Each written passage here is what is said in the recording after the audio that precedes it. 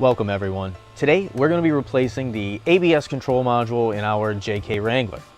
If you've made it here today, you probably have at least one of three familiar dash lights right now, that being the brake malfunction indicator light, the anti-lock brake system or ABS malfunction indicator light, or the electronic stability control or ESC malfunction indicator light.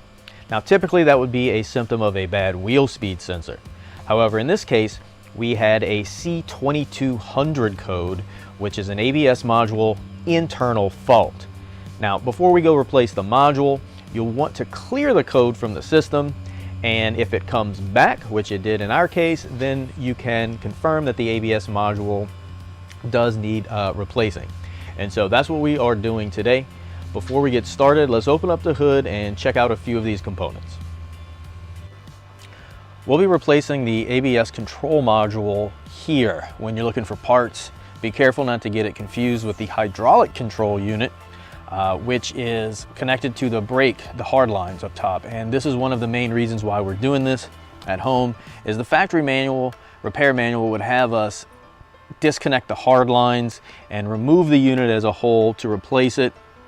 We are going to take a shortcut today to save us time and money by only replacing the ABS control module, meaning we won't have to bleed our brakes in the driveway. Before we get started, we'll disconnect the negative battery cable from the battery. After the battery cable is disconnected, pull up on the ABS module harness connector release and remove the harness from the module. I was able to tuck it away so it doesn't interfere with the install.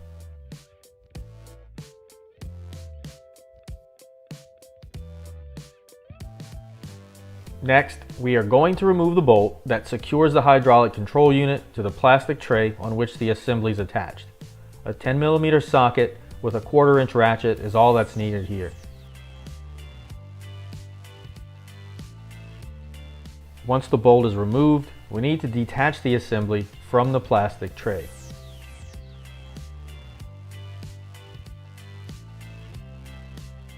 The two metal studs here extend from the bottom of the hydraulic control unit. They pass through rubber grommets on the bottom of the plastic tray, further securing the assembly.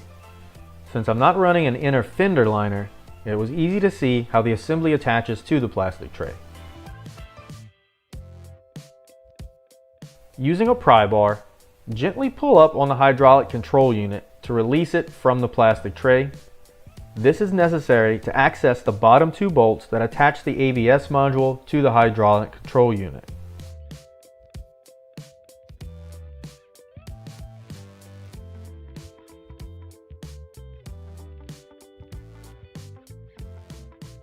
Using a T20 Torx driver, it's pretty easy to access the top two bolts securing the ABS module to the HCU.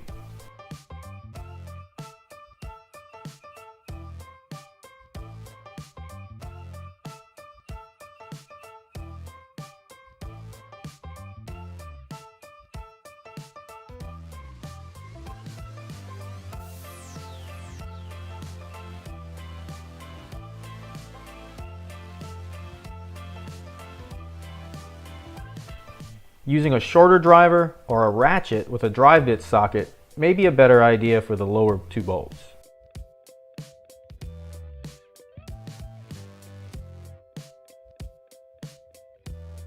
Using a better tool would have prevented some of the unnecessary pressure on the hard lines.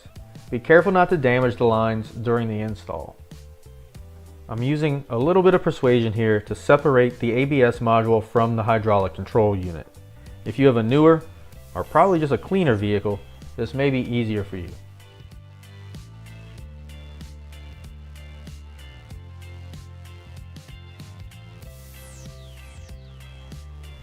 Once separated, you can see the 12 studs surrounded by O-rings, the male plug towards the bottom, and the female plug in the center of the hydraulic control unit that connects to the ABS module.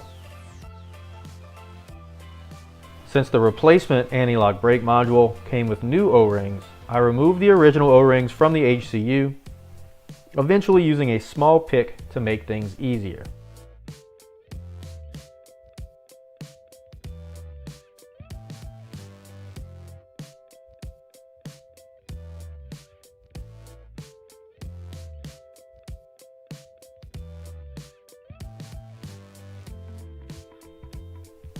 After giving the hydraulic control unit a quick wipe down, we are ready to replace the older factory O-rings.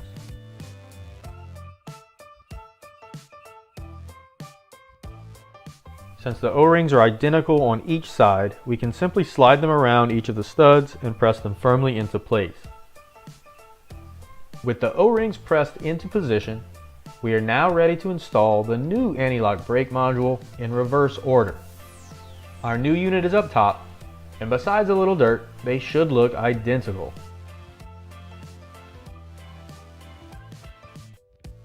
Line up the new ABS module with the hydraulic control unit, ensuring the male and female plugs are aligned properly, and gently squeeze them together.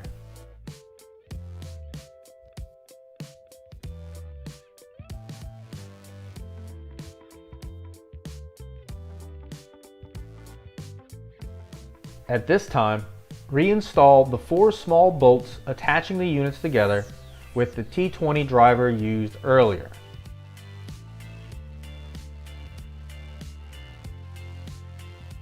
Due to the lack of space on the underside of the assembly, starting the bottom 2 bolts is a little more difficult.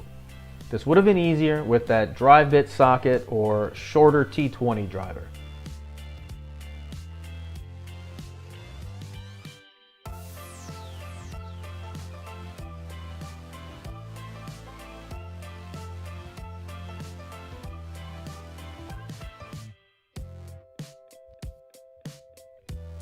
No harm in using a little bit of help. I had to secure the last bolt to the driver using tape, as I couldn't start threading it in by hand.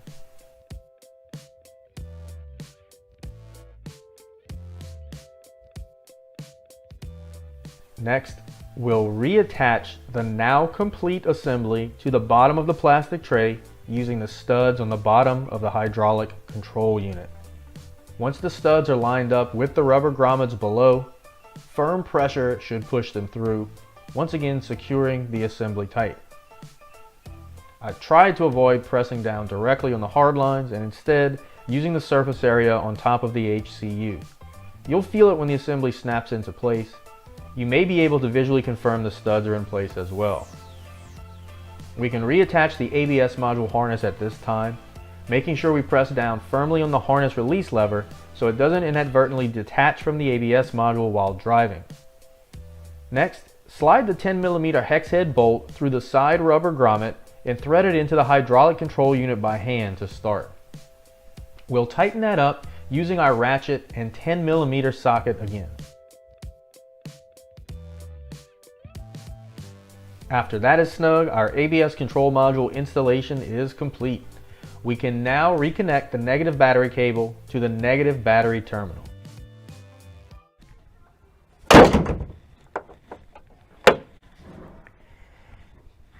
Even though we finished the installation at home, the final step must be completed at the dealership. We'll need the dealer to initialize or flash the new ABS module to our VIN in order for it to work properly and to prevent new error codes from appearing. Check around with a few dealers first for pricing, as there can be some variation between service departments. Some charge by the hour and some charge by the job. If I remember correctly, it was about $125 for mine. Friendly reminder, if you have a tune installed or have changed your factory tire size or gear ratio with an aftermarket product, you may need to return the vehicle to factory settings before the dealer update. I was able to accomplish this in the service lane before and after my Jeep was flashed. Thanks for watching, and post any questions in the comments below.